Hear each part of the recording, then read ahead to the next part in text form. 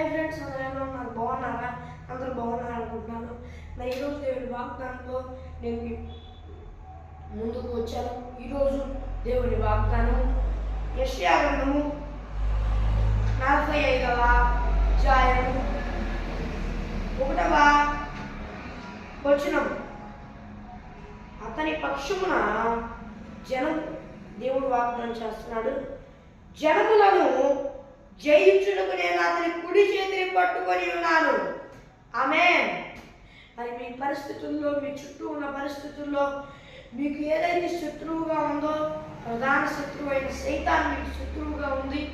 అయితే ఆ శత్రువు విషయమై దేవుడు చెప్తున్న మాట, శత్రువు మీద జయాన్ని మీకు అనుగ్రహించడానికి ఆయన మీ కుడి చేతిని పట్టుకున్నాడంట. ఆమేన్.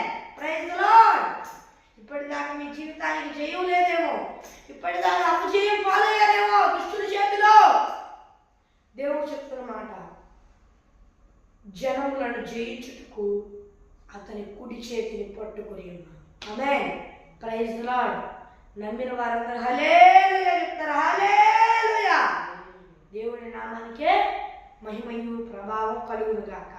మరి ఇప్పటిదాకా మీరు ఏ విషయంలో అయితే ఓడిపోయారో ఆ విషయంలో దేవుడు జయాన్ని ఇవ్వబోతున్నాడు. అది ఈ రోజు మట్టుకే కాదు, ఈ నెల మట్టుకే కాదు, ఈ సంవత్సరం మట్టుకే కాదు, ఇక నుండి మీ జీవిత కాలం అంతయు దుష్టుడిని జయించడానికి మీ కుడి చేతిని ఆయన పట్టుకుంటున్నాడు. అందుని బట్టి దేవునికి స్తోత్రం. మరి ఫ్రెండ్స్, ఈరోజు దేవుని వాగ్దానము మరి చిన్న ప్రార్థన చేసుకుందాం.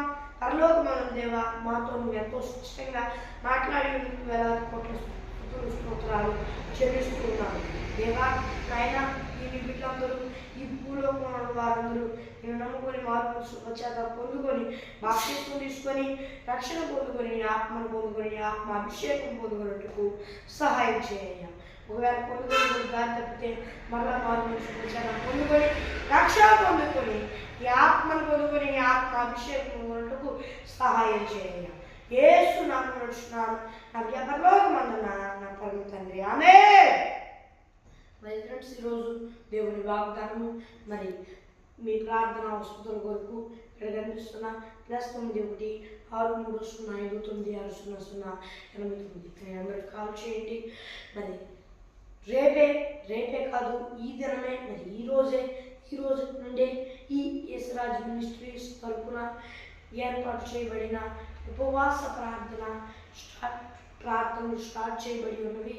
మరి అందరూ తప్పకుండా రావాల్సిందిగా చెప్తున్నాను. ఈరోజు 9 గంటల నుండి 2:30 వరకు మరి ఉపవాస ప్రార్థన జరిగింది. అలాగే సాయంత్రం 7 గంటల నుండి 9:30 వరకు ఉపవాస ప్రార్థన జరిగింది.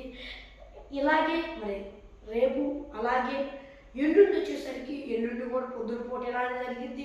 సాయంత్రం పూట కూడా 7 గంటలకు స్టార్ట్ అయితే అది స్తుతి కూడికగా కూడా ఉంది కనుక, మరి స్తుతి కూడిక కనుక మరి 10:10కి ముగించబడింది ప్రార్థన.